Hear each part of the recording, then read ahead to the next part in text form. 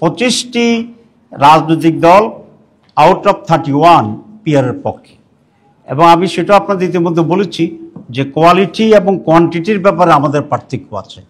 কিছু দল পূর্ণ 2 কক্ষে চায়, কিছু দল আপার কক্ষে চায়, কিন্তু পিয়ার চায়। আমি আবার রিপিট করলাম, এখন যে কথাটা বলেছেন, যারা পিয়ার চায় তাদের সকলের সাথে আমরা যোগাযোগ করছি, যদি সরকার স্বাভাবিকভাবে না করে, যাতে আমরা আন্দোলনে এই দাবিতে এক হইতে পারি। তো আমরা সেভাবে কাজ করছি।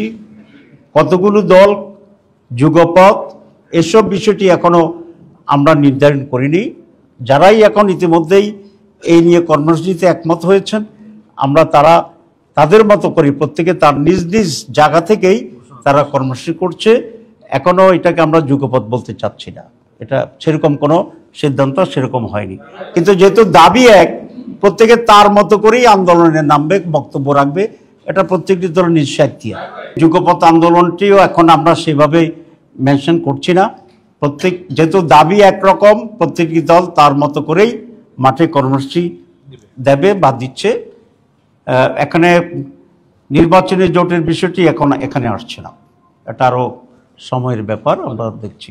তবে জুলাই চেতনায় বিশ্বাসী সকল দলের সাথেই আমরা একটা সুন্দর, অবাধ এবং আন্ডারস্ট্যান্ডিং নিয়ে নির্বাচন করা যায় কিনা আমরা এটা আলোচনা করছি। ইলেকশন কমিশন যে বক্তব্য রেখেছেন, তার বক্তব্যটা বিভ্রান্তিমূলক।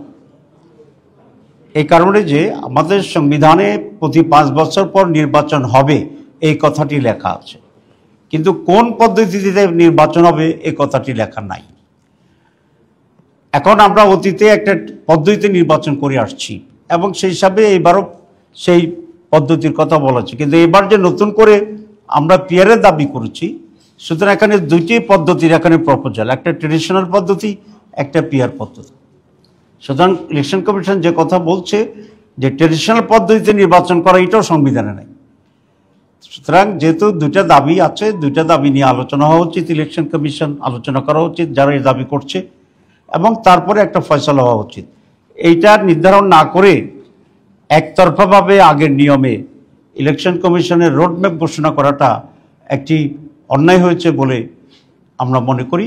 আর একটি কথাকে বলে যে সংবিধানে নাই, আরেকটি দ্বারা বুঝাতে চেয়েছেন আরেকটা সংবিধান আছে, তাহলে এটা এক ধরনের বিভ্রান্তি এবং এটা ভুল তথ্য।